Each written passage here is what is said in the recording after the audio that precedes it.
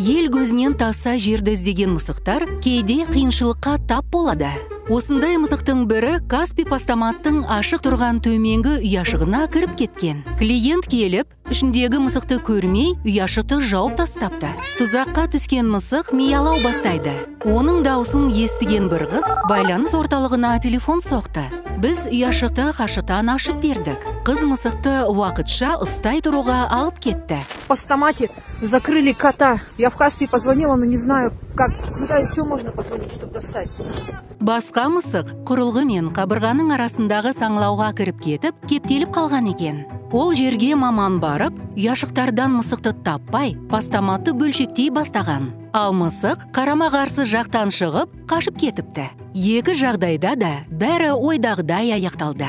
Жануарларды қараусыз қалдырмаңыздар және тапсырысты алғаннан кейін ұяшықтарды жауып жүріңіздер.